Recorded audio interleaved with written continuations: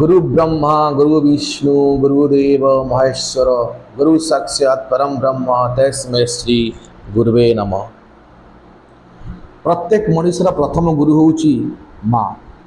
तेणु प्रथमे मु विश्व मातृ को कोटि कोटि प्रणाम करुछि। द्वितीय कोटि कोटि प्रणाम करुछि मो भारत माता को। तृतीय मु प्रणाम करुछि मो उत्कल जननी को। चतुर्थ मु प्रणाम जनाऊँची मो निज माँ को जहाँ को गर्भर मु जन्म होइछि। एवं शेष ए दुनिया रे तिबा कोटि कोटि गुरु मान को मोर शत शत नमस्कार। जो माने जो जीवन को दीप सदृश जाली आज नूतन छात्र समाज गठन करुछंती से गुरु मान को मोर कोटि कोटि नमस्कार। Hello and welcome to L and T education. आज हूँ सेप्टेम्बर 5 तारीख, एक पवित्र दिवस गुरु दिवस। आज समस्त विद्यालय ठू आरंभ कर विश्वविद्यालय रे पालन होता है डॉक्टर सर्वपल्ली राधाकृष्णनकर जन्म दिवस को, जी थे आम भारतर प्रथम उपराष्ट्रपति एवं द्वितीय राष्ट्रपति। जितेबले तांकर बंधु माने एवं तांकर छात्र माने कहिले कि आपण ये समाज पई आम मान बहुत किछि करिसेंती, आपनकर त्याग होछु अतुलनीय। तो ताहले आम चाहूँ आम आपणकर जन्मवार्षिक को पालन करने।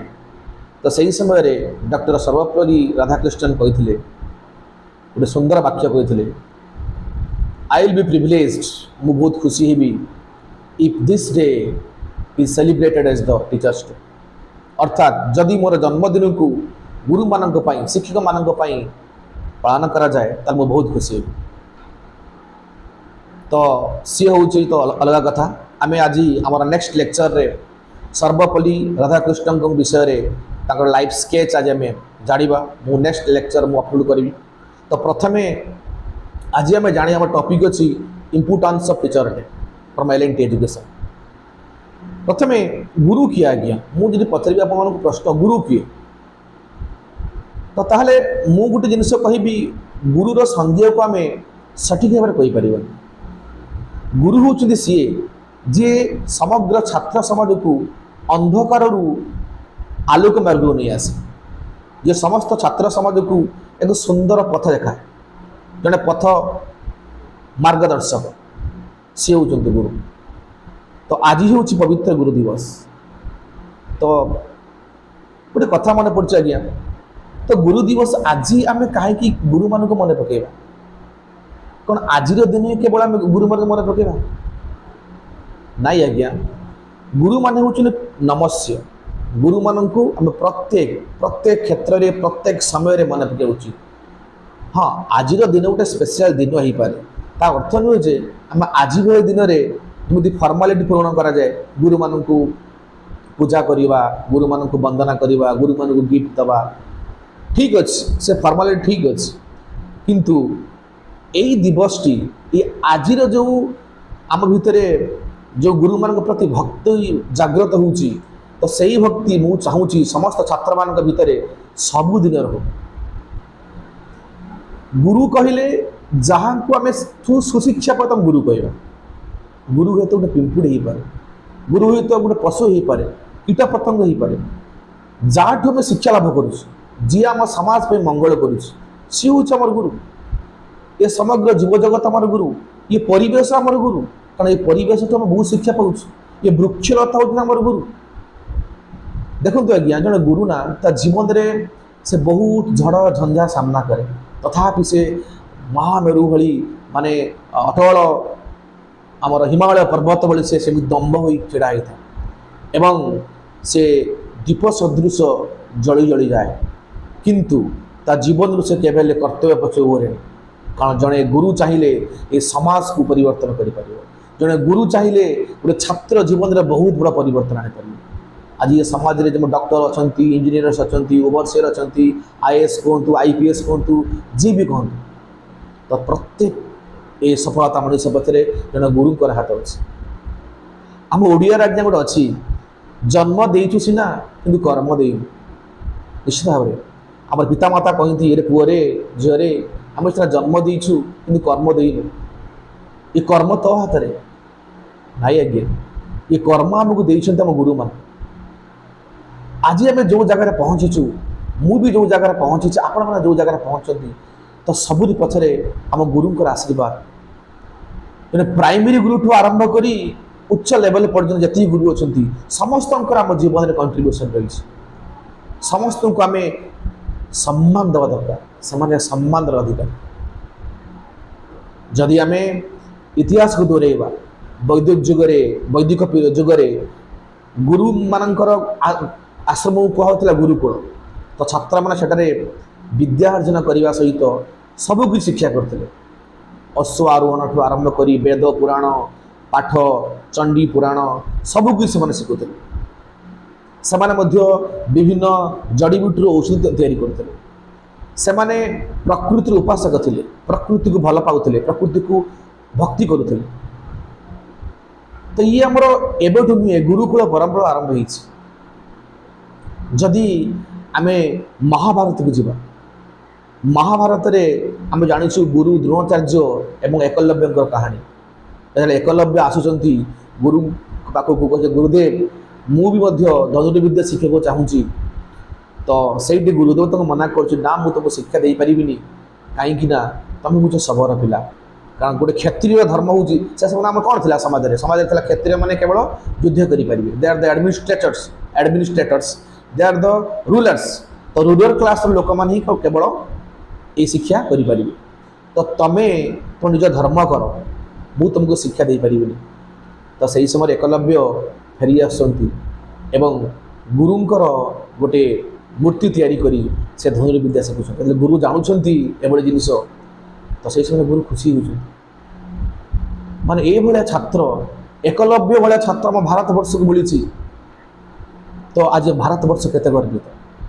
तापर गुरु हूँ तो छलना करी वृद्धांगुल नहीं जाऊँ कहीं गुरु अर्जुन को कथा देते मुझे तुमको विश्वर श्रेष्ठ धनुर्धर बनई तो जानते कि एकलव्य पाखे बहुत टैलेंट रही बहुत कला भर रही से हुए तो अर्जुन को टपी जापे आउ गोटे कहानी कह आज्ञा गुरु द्रोणाचार्य अर्जुन जो गुरुकूल शिक्षा चली था समस्ते कहती कौरव वंश हो कि पांडव वंश समस्त कहती गुरु द्रोणाचार्य अर्जुन को अधिक भल पाँच आम मान से माने भल पाऊना से अर्जुन को अधिक भल पाँच तो ये शब्द जो गुरु को खांदे पड़ुची तो गुरु चाहूँ छात्र मान गोटे परीक्षा करने तो गुरु जानी शुणी एक गभीर पोखरी बा नदी भितर पशि जाऊँगी जहाँ भीतर रही मारात्मक मगर माछ मारात्मक कुंभीर एवं समस्त छात्र माने से दृश्य देखुं गुरु चित्कार कर बंचा बंचा बंचा समस्ते चेष्टा कर गुरु को बचाई किंतु केही साहस कर जाई पार ना से कुंभीर मुँह कि शेष अर्जुन अर्जुन पानी भीतर को जाऊँगी एवं गुरु को उद्धार कर गुरु कहते एवं मत पचार तुम मैंने कहीं अर्जुन को भल पाए तो ये हूँ तुम मान प्रश्नर उत्तर आउ गोटे कहानी कौच आज्ञा अर्जुन किए आज्ञा अर्जुन हूँ श्रेष्ठत्वर जी परिचय दिए से हूँ अर्जुन अर्जुन अर्थ हूँ जेपर्यंत तुम लक्ष्य साधन न से पर्यंत तुम लक्ष्य भितर रुह लक्ष्य जेपर धार्य न से पर्यटन लक्ष्य साधन करने पर्यटन चेष्टा कर सी हूँ अर्जुन बुझे अर्जुन उनको टेस्ट दिया गुरु द्रोणाचार्य टेस्ट दौरान छात्र मानकर समस्त को पचरा माने गछ उपर फल अच्छी फल एवं गोटे पक्षी बस समस्त को पचरा अरे भीम तुमको कौन देखा भीम कहते मत गुरुदेव फल देखा किए कौच मत पत्र देखा किए कौच मत पक्षी देखा बट से अर्जुन को पचरा अर्जुन तुम कौन लक्ष्य कर अर्जुन कहते आज्ञा क्षमा करिए गुरुदेव मते पक्षीर आखि देखा गुरुदेव कहते अरे अर्जुन मु तुम गुरु कहूँ पूरा सत कह तुम कौन देखा अर्जुन कहते क्षमा करिए आज्ञा मत केवल लक्ष्य देखा से पक्षीर आखि देखा तो अर्थ हूँ गुरु हूँ जी कि छात्र मान जीवन में लक्ष्य भरी दिए जेपर्यंत गोटे छात्र जीवन में प्रकृत लक्ष्य ना से विद्यार कौन मूल्य ही ना तेणु प्रत्येक छात्र मानक मुझे कहि जीवन में गोटे लक्ष्य नहीं ଏବଂ ସେ ଲକ୍ଷ୍ୟ ପଛରେ ସବୁବେଳେ ତାକୁ ପାଇବା ପାଇଁ ଆପ୍ରାଣ ଚେଷ୍ଟା କର, ଉଦ୍ୟମ କର। ଜୀବନରେ ତ ହାର ଜିତ ରହିଛି, ଜୀବନରେ ଉତ୍ଥାନ ପତନ ରହିଛି। ଯେଉଁ ମଣିଷ ପ୍ରତ୍ୟେକ ସିଚୁଏସନକୁ ସାମ୍ନା କରି, ପ୍ରତ୍ୟେକ ପରିସ୍ଥିତିକୁ ସାମ୍ନା କରି ଆଗକୁ ବଢ଼ି ପାରିଲା, ସେ ପ୍ରକୃତ ଆଉ ସିଏ ହିଁ ପ୍ରକୃତ ଏ ବିଶ୍ୱକୁ ଜୟ କରିପାରିବ ଏବଂ ସିଏ ହିଁ ହେବ ପ୍ରକୃତ ଅର୍ଜୁନ। ଏବଂ ଏ ଦୁନିଆରେ ସମସ୍ତ ଗୁରୁମାନଙ୍କୁ ମୁଁ ଗୋଟିଏ କଥା କହିବି, ଆପଣମାନେ ହେଉଛନ୍ତି ଭଗବାନଠୁ ଆହୁରି ଉର୍ଦ୍ଧ୍ୱରେ। ଯଦି ପଚରାଯାଏ ତମ ସାମ୍ନାରେ ଭଗବାନ ଅଛନ୍ତି, ତମ ଗୁରୁ ଅଛନ୍ତି, ତୁମେ କାହାଙ୍କୁ ପ୍ରଥମେ ନମସ୍କାର କରିବ? ମୁଁ ପ୍ରଥମେ କହିବି, ପ୍ରଥମେ ମୁଁ ନମସ୍କାର କରି ମୋ ଗୁରୁଙ୍କୁ, କାହିଁକି ନା ଯିଏ ମୋତେ ଭଗବାନଙ୍କୁ ଚିହ୍ନେଇଛନ୍ତି। ତ ଗୁରୁମାନଙ୍କୁ କୋଟି କୋଟି ନମସ୍କାର। ତେଣୁ ମୁଁ ଆଜିର ସମାଜ ବିଷୟରେ କିଛି କହିବାକୁ ଚାହୁଁଛି। ଆଜିର ସମାଜରେ ଗୁରୁ ଶିଷ୍ୟଙ୍କ ମଧ୍ୟରେ ସେଭଳି ସମ୍ପର୍କ ନାହିଁ। ଗୋଟେ ମଝିରେ ଗୋଟେ ଫାଟ ସୃଷ୍ଟି ହେଇଛି। ତ ଆମକୁ ଏବେ ଚେଷ୍ଟା କରିବାକୁ ପଡ଼ିବ ତାକୁ ସୁଧାରିବା ପାଇଁ, ଗୁରୁ ଶିଷ୍ୟଙ୍କ ମଧ୍ୟରେ ସମ୍ପର୍କ ଆଉ ଥରେ ରିବିଲ୍ଡ କରିବା ପାଇଁ। ସେ ସମ୍ପର୍କ ହେଉଛି ଗୋଟେ ପବିତ୍ର ସମ୍ପର୍କ।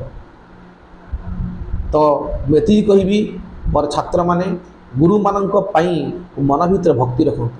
କିଛି ଦୁନିଆର ଛାତ୍ର ଅଛନ୍ତି ଯେଉଁମାନେ ଗୋଟେ ଫର୍ମାଲିଟି ଦେଖାଇବା ପାଇଁ ମାନେ ଗୁରୁମାନଙ୍କୁ ଭକ୍ତି ଦେଖାନ୍ତି। ନା, ପ୍ରକୃତ ଭକ୍ତି ହେଉଛି ତାକୁ କୁହାଯିବ ଯେଉଁଟା ତୁମ ମନ ଭିତରେ ଭକ୍ତି ଅଛି। କେବେ ଜଣେ ଗୁରୁଙ୍କୁ କିଛି ଉପହାର ଆବଶ୍ୟକ ନାହିଁ। ମୁଁ ତ ମୋ ଛାତ୍ରମାନଙ୍କୁ ଗୁରୁ ଦିବସରେ କିଛି ଫର୍ମାଲିଟି ମେଣ୍ଟେନ ଆବଶ୍ୟକ ନାହିଁ। କୌଣସି ଗୁରୁମାନଙ୍କୁ କେକ୍ କାଟିବା, ଗିଫ୍ଟ ଦେବା କିଛି ଆବଶ୍ୟକ ନାହିଁ।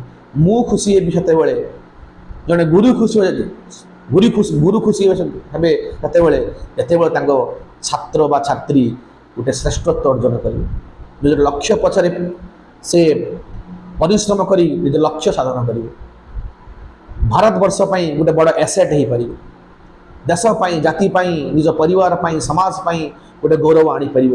ସେହି ସମୟରେ ଗୋଟେ ଗୁରୁ ଖୁସି। ଆଉ ଏମିତି କୌଣସି ଉପାୟ ନାହିଁ ତୁମେ ଗୁରୁମାନଙ୍କୁ ଖୁସି କରିପାରିବ। ଇଏ ହେଉଛି ଆଜିର ମୁଖ୍ୟ ଜିନିଷ। ଏ ଜିନିଷକୁ ସମସ୍ତ ଛାତ୍ର, ସମସ୍ତ ଗୁରୁ ବୁଝିବା ଦରକାର।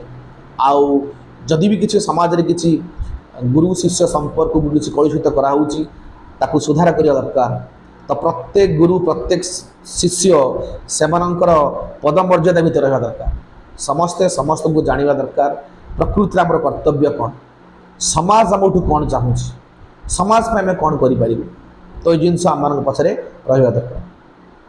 ତାପରେ ମୁଁ ଆମ ସରକାରଙ୍କୁ, ଉଭୟ କେନ୍ଦ୍ର ସରକାର ଏବଂ ରାଜ୍ୟ ସରକାରମାନଙ୍କୁ କିଛି ଉପଦେଶ ଦେବାକୁ ଚାହୁଁଛି ବା କିଛି ମନ୍ତବ୍ୟ ଦେବାକୁ ଚାହୁଁଛି। ଦେଖନ୍ତୁ ଆଜ୍ଞା, ପ୍ରକୃତରେ ଗୁରୁମାନଙ୍କୁ ହିଁ ଆପଣ ସମ୍ମାନ ଦିଅନ୍ତୁ।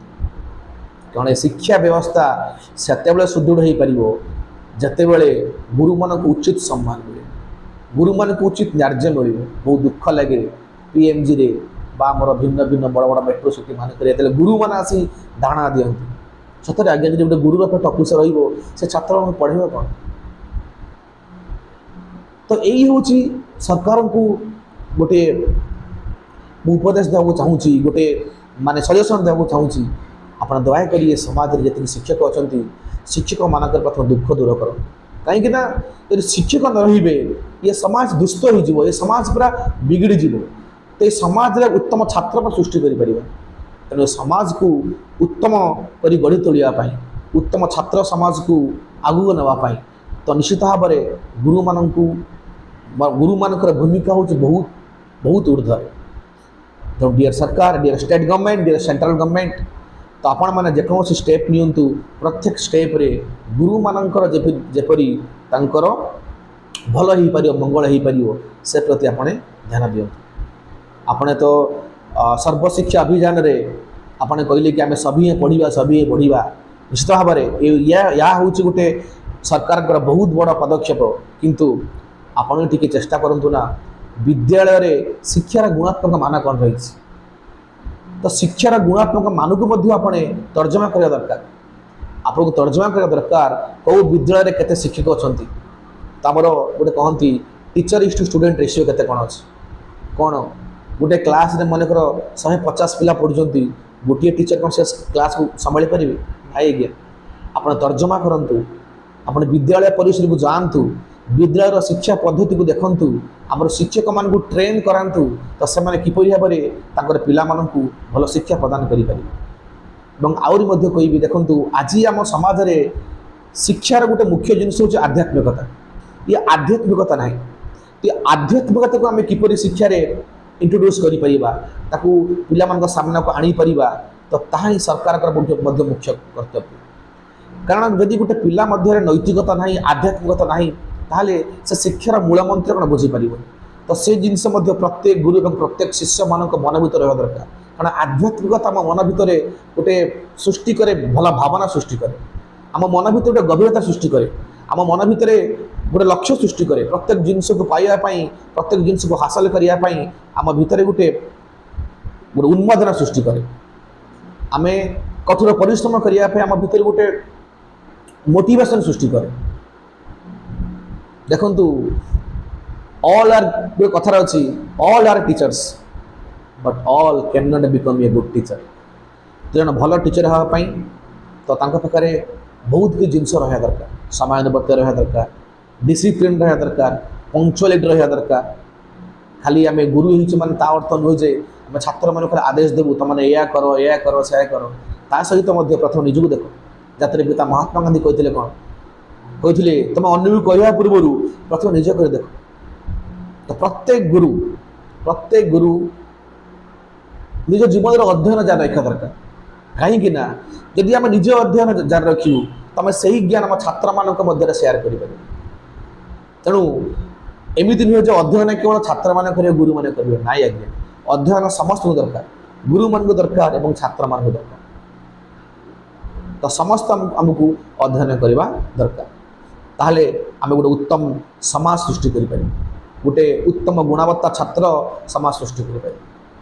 ଇଏ ହେଉଛି ଆଜିର ଗୁରୁ ଦିବସ ଉପଲକ୍ଷେ ମୁଁ ଆପଣମାନଙ୍କୁ ଏତିକି ଉପଦେଶ ଦେବି, ଏତିକି କହିବି L&T ଏଜୁକେସନ୍ ତରଫରୁ। ଆଜି ମୁଁ ଆପଣମାନଙ୍କୁ କହିବିନି କି ମୋ ଚ୍ୟାନେଲକୁ ସେୟାର କରନ୍ତୁ, ସବସ୍କ୍ରାଇବ୍ କରନ୍ତୁ, ନା ଲାଇକ୍ କରନ୍ତୁ। ଆଜି ମୁଁ ଆପଣଙ୍କ ହାତରେ ଛାଡ଼ିଦେବି, ଆପଣମାନେ ଡିସାଇଡ଼୍ କରନ୍ତୁ। ଯଦି ଆପଣଙ୍କୁ ଭଲ ଲାଗୁଛି ତାହେଲେ ଆପଣ ନିଜ ମନ, ନିଜ ବିବେକକୁ ପଚାରି ଆପଣ କ'ଣ କରିବେ କରନ୍ତୁ। ଜୟ ହିନ୍ଦ, ଜୟ ଜଗନ୍ନାଥ।